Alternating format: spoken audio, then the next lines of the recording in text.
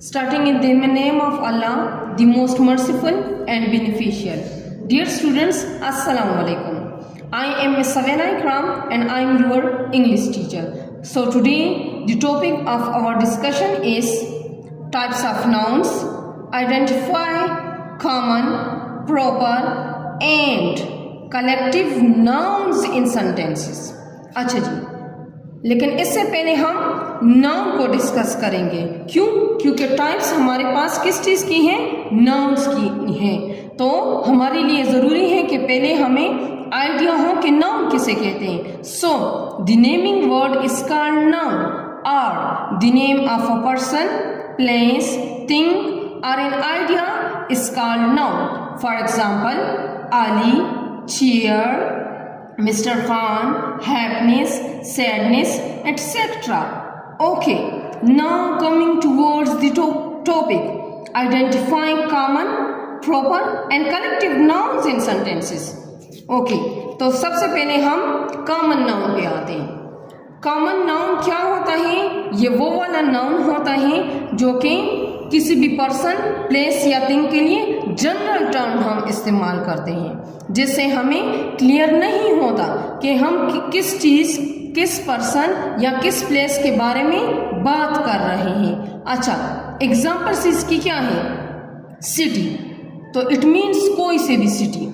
दूसरा क्या है? बुक। अगर मैं किसी बच्चे से कहूँ कि बेटा मुझे एक बुक दे दे, तो वो उसी टाइम कंफ्यूज हो जाएगा कि मिस मुझसे कौन सा बुक मांग रही है। तो that's why it is called a common noun. तीसरा है मैन, कोई सा भी आदमी। फॉर एग्जाम्पल, मैं एक बच्ची से कहूँ कि भाई रास्ते पर एक आदमी जा रहा है, तो वो कंफ्यूज हो जाएगी कि कौन सा आदमी जा रहा है, क्योंकि ज़्यादा आदमी होंगे। अच्छा जी, अब इसको हम बाकायदा सेंटेंस में इस्तेमाल करते हैं। My uncle lives in a city, this is my book, a man is walking on the road. Okay जी, नेक्स्ट वन टॉपिक है proper noun. Proper noun is the opposite of a common noun. जिस तरह common noun में हमने discuss किया कि ये general term होता है जो कि किस लिए इस्तेमाल होते हैं? किसी भी पर्सन के लिए, प्लेस या थिंग के लिए। तो proper noun is the particular या specific name of a person, place और थिंग। देखिए, वापस हम एग्जाम्पल्स पे जाते हैं। देखिए, इधर मैंने लिखा है मैन, इधर मैंने लिखा है अली। अब अगर मैं सेंटेंस बनाऊं, Ali is walking on the road, तो सारा कंसेप्ट यहाँ से क्लियर हो जाता है कि मिस अली के बारे में ही बात कर रही है कि अली जो है कहाँ पे जा रहे हैं? रोड पे जा रहा है। ठीक है, तो अली हमारे पास कौन सा नाउन है? प्रॉपर नाउन है। क्यों प्रॉपर नाउन है? क्योंकि ये स्पेसिफिक नेम है, एक खास नेम है। अच्छा जी, सिटी है। जिस तरह मैंने कहा my uncle lives in a city, ठीक है, तो उधर से मुझे सिटी का कंसेप्ट क्लियर नहीं था कि कौन सी सिटी में रहता है। जस्ट मुझे ये कंसेप्ट दे रहा था कि हाँ, वो गांव में नहीं रहता बल्कि एक सिटी में रहता है।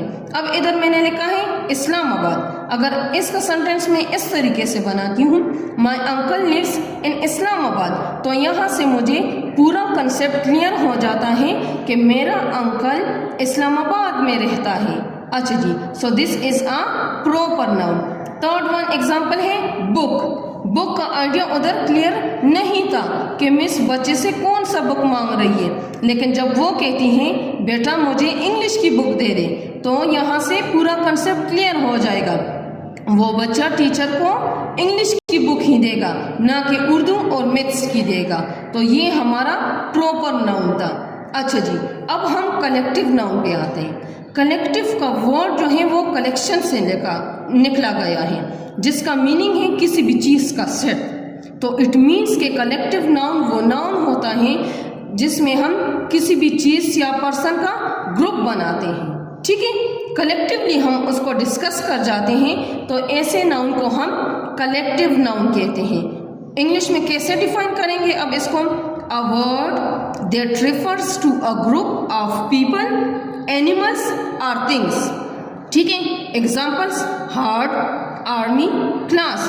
फॉर एग्जाम्पल, स्कूल्स में एडमिशन हो रहे हैं, तो बहुत ज़्यादा बच्चे जो हैं वो एडमिशन लेना चाहते हैं क्लास 6 में, ठीक है, या 6 क्लास में बैठना चाहते हैं। तो उन स्टूडेंट्स को मैं कंबाइन करूँगी, उनका क्लास बनाऊँगी, फिर उनको जो क्लास में बैठना चाहेंगे उसका नंबर दूंगी कि 6 क्लास में बैठना चाहते हैं। तो देखिए स्टूडेंट्स हमारे पास पीपल में आ जाएगा, प्लूरल हो जाएगा, एक से ज़्यादा बच्चे होंगे। क्लास का मैंने नाम दिया तो क्लास क्या हो गया, ये हमारे पास कलेक्टिव नाउन है। नेक्स्ट वर्ड है army. For example if I say my cousin wants to join army, so we have a lot of categories in army like air force, navy, land army etcetera, but it is a collection of the soldiers. That's why army is a collective noun. Okay, the third one we have herd. It is a group of animals like goats, sheep, etc. So what we have done in our class, first we have discussed noun, then we have discussed identification of the common, proper and collective noun. But before that I have cleared to you that what is common noun along with example. Then I have used these words in the sentences. Then I have discussed proper noun along with definition, examples, and then I uses these examples in the sentences. And the last one we have discussed collective noun along with definition, example, and then use in these sentences. So I hope this lecture it will help you to enhance your grammar, and you people will learn a lot from this video. Thank you so much.